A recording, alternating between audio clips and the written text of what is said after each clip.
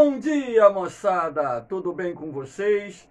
Aqui quem vos fala é o professor Eugênio Bastos, canal Geogênio, a serviço dos alunos que gostam de estudar e passar em concursos.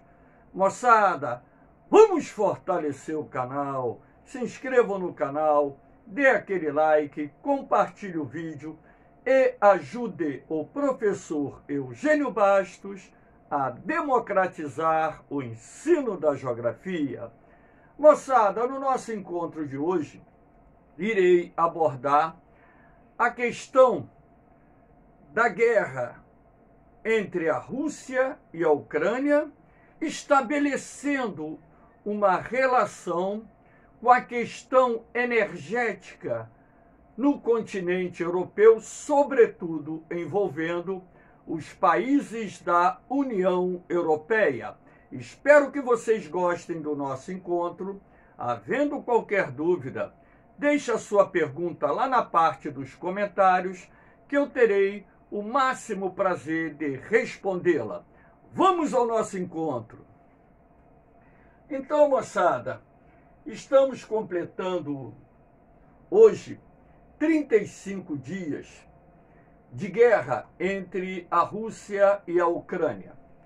E em vídeos anteriores já fiz uma abordagem sobre o conflito, abordei também as sanções econômicas impostas pelos países da União Europeia, Estados Unidos e outras nações à Rússia. Também gravei um vídeo estabelecendo as consequências da guerra para o cenário econômico mundial e hoje especificamente irei falar sobre a questão da guerra entre a Rússia e a Ucrânia e a questão energética na União Europeia, principalmente envolvendo os países da União Europeia. Moçada, a Rússia é responsável pelo fornecimento de cerca de 40% do gás natural liquefeito, o GNL, que abastece o continente europeu. Sendo assim, a Rússia é o principal fornecedor de gás para o continente europeu.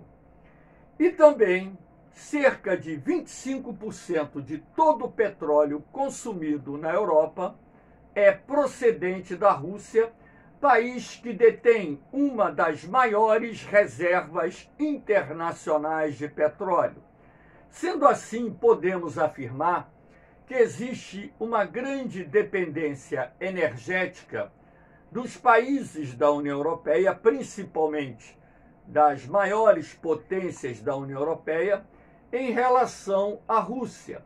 E esse conflito entre a Rússia e a Ucrânia, que traz consigo as sanções econômicas impostas pela União Europeia, pelos Estados Unidos, pela Inglaterra e outros países à Rússia, e, logicamente, essas sanções econômicas têm por objetivo atingir a economia russa de forma a levar o seu presidente a ceder e parar com a guerra contra a Ucrânia, na verdade, traz uma implicação muito grande. Por quê? Essa questão da dependência energética da Europa frente à Rússia deixa esses países muito expostos a qualquer tipo de sanção que, porventura, o governo russo possa impor no fornecimento não só de gás natural, como também do petróleo aos países da União Europeia. Então aqui eu começo o nosso encontro mostrando uma rede de gasodutos que ligam a Rússia ao continente europeu, lembrando que a Rússia, em parte, também pertence à Europa. Então aqui em vermelho vocês podem perceber uma rede de gasodutos que leva o gás produzido na Rússia, país que detém inclusive as maiores reservas internacionais de gás, para o continente europeu. Então, como eu disse, essa dependência de determinados países da Europa em relação ao gás natural liquefeito produzido na Rússia é muito grande. Então, sendo assim, nós temos aí uma questão emblemática que deve ser debatida e analisada de forma que a gente não tome partido de nenhuma das partes. Aqui nós temos a importância do gás russo para a União Europeia. Aqui está eu porque está invertido, né? Então, cerca de 40% do gás liquefeito consumido na União Europeia é proveniente da Rússia. A forte dependência do gás russo pode comprometer a meta da União Europeia a alcançar o carbono neutro em 2050. Isto porque, ora, os países da Europa assumiram o compromisso de neutralizarem as emissões de CO2 até o ano de 2050 e, para isso, estão desenvolvendo políticas de implementação de fontes de energia limpas e renováveis, principalmente vinculadas à implantação de parques eólicos, parques solares e, mais recentemente, o desenvolvimento do hidrogênio verde. Só que esse conflito entre a Rússia e a Ucrânia poderá comprometer essas metas porque, como eu disse anteriormente, você não vai substituir o gás da noite para o dia. Então, de repente, será preciso que determinados países da União Europeia aumentem a produção e o consumo de carvão mineral, que é um dos combustíveis fósseis responsáveis pelas emissões de CO2 na atmosfera. Aliás, a queima do carvão mineral é até mais poluente do que a queima dos derivados de petróleo. Então, além disso, uma das medidas para reduzir a dependência do gás russo é comprar o produto dos Estados Unidos e outros países. Só que o volume de gás que a Rússia fornece à Europa é absurdamente elevado. São bilhões e bilhões de metros cúbicos de gás por ano. Só a Alemanha, num dos gasodutos que foram recentemente construídos, receberá da Rússia cerca de 55 bilhões de metros cúbicos de gás por ano. Então, você não vai conseguir substituir um volume gigantesco de gás, até mesmo porque não existe assim uma rede de gasoduto que traga esse gás, por exemplo, do Oriente Médio, que é uma importante região produtora, do norte da África, que é uma importante região produtora, e até mesmo dos Estados Unidos para o continente europeu. Então, parte desse gás que possa vir substituir as importações do gás procedente da Rússia terá que ser embarcado em navios especializados. Cerca de 50% do gás liquefeito importado pela Alemanha é procedente da Rússia. Áustria, Hungria, Eslovênia e Eslováquia importam 60% e a Polônia 80%, para que vocês tenham uma ideia da forte dependência que determinados países do continente europeu possuem em relação ao gás procedente da Rússia. Aqui nós temos, deu uma travada aqui, então dando continuidade à nossa aulinha sobre esse tema, né, vamos esperar aqui um pouquinho. Está dando um probleminha aqui no...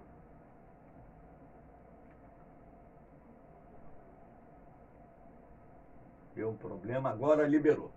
Então, aqui nós temos um dos tópicos que envolve essa questão da transição energética europeia. Para que vocês possam ter uma noção, eu coloquei esse mapinha aqui que fala sobre a participação das fontes de energia renováveis na matriz energética dos países europeus. Então vocês vão perceber o seguinte: os países que possuem maior participação no emprego de fontes de energia renováveis a Islândia, a Noruega e a Suécia, com mais de 60% procedente de fontes renováveis. Aqui você tem, por exemplo, a Finlândia entre 50% e 60%. Então, alguns países do continente europeu têm uma participação muito pequena nessa questão. Então, repare aqui, a França, por exemplo, a Alemanha, a Polônia e outros países aqui, Holanda, Bélgica, Luxemburgo e por aí vai, cuja participação é de 10% a 20%. Então, dessa forma, para se substituir o gás procedente da Rússia, que é um produto, inclusive, muito importante, não só para atender as indústrias de vários países europeus, assim como esse gás é utilizado para geração de eletricidade, usinas termoelétricas e também para o aquecimento durante o inverno, para se substituir o gás procedente da Rússia por fontes de energia renováveis, será preciso a realização de grandes investimentos, e isso também não acontece da noite para o dia. Demanda tempo e um volume enorme de recursos para poder alcançar determinados objetivos. Aqui nós temos o gasoduto Nord Stream, que já está pronto desde setembro de 2021. Esse gasoduto vai aumentar e muito a capacidade de transferência de gás produzido na Rússia para a Alemanha. Só que com a eclosão da guerra entre a Rússia e a Alemanha, entre a Rússia, e a Ucrânia, o governo alemão, ele, de certa forma, não licenciou a operação do gasoduto Nord Stream, sendo essa medida uma das sanções impostas pelo governo alemão ao governo russo em razão da Rússia ter invadido a Ucrânia. Então, esse gasoduto aqui é uma das redes de fornecimento de gás procedente da Rússia para o continente europeu. Aqui nós temos a produção de petróleo barris dia. Vocês percebam uma coisa. Olha a Europa aqui. A Europa, quem se destaca na produção de petróleo é a si mesmo. Não é uma produção muito alta. Quando a gente fala produção de petróleo, moçada, é o petróleo e o gás combinados, tá? Então, repare, a Noruega com 1.517.000 barris dia em 2020.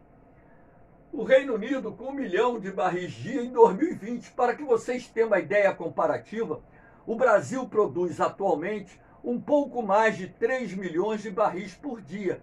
E o Brasil está longe ainda de ser o maior produtor mundial de petróleo. Então, o continente europeu em si é um continente que não detém, com exceção da Rússia, grandes reservas de petróleo e gás natural, sendo assim muito dependente dos hidrocarbonetos procedentes da Rússia, do Oriente Médio, do norte da África e de outras regiões fornecedoras do mundo. Razão pela qual essa transição energética europeia para alcançar o chamado carbono neutro enfrentará alguns problemas para o cumprimento da meta de neutralizar as emissões de carbono até o ano de 2050. Aqui nós temos, para que vocês tenham uma ideia também, um gráfico ou dois gráficos mostrando a evolução na geração de energia solar e energia eólica no continente europeu, prevista até o ano de 2030. Então, aqui nós temos, em azul claro, a necessidade para emissão zero e azul escuro, a nova previsão de geração de energia. Ou seja, aquilo que foi previsto anteriormente pelos governos ou pela própria União Europeia está muito longe de ser alcançado. De certa forma, isso gera o quê? uma visão bem clara e objetiva de que o continente europeu, ou seja, os países da União Europeia, terão que promover grandes esforços para poder não só neutralizar as emissões de CO2, assim como substituir o gás e o petróleo procedentes da Rússia, caso, os países da União Europeia e a Rússia mantenham essa rota de colisão de interesses durante um período mais longo. Aqui nós temos o acordo fechado pelos Estados Unidos com a União Europeia, que prevê, num primeiro momento, um fornecimento adicional de 15 bilhões de metros cúbicos de gás natural liquefeito ao continente europeu. Então, essa geração ou esse fornecimento adicional de gás para o continente europeu irá aliviar um pouquinho a necessidade do gás procedente da Rússia, ou seja, reduzir minimamente a dependência do gás importado da Rússia. Sendo assim, a ideia, ou pelo acordo firmado entre os Estados Unidos e a União Europeia, é que até 2050 os Estados Unidos possam estar fornecendo algo em torno de 50 bilhões de metros cúbicos de gás adicional aos países da União Europeia. 2030, os Estados Unidos possam alcançar essa meta de fornecer 50 bilhões de metros cúbicos adicionais de gás à União Europeia. Então, como vocês podem ver, essa questão da guerra entre a Rússia e a Ucrânia e as sanções econômicas impostas pelos países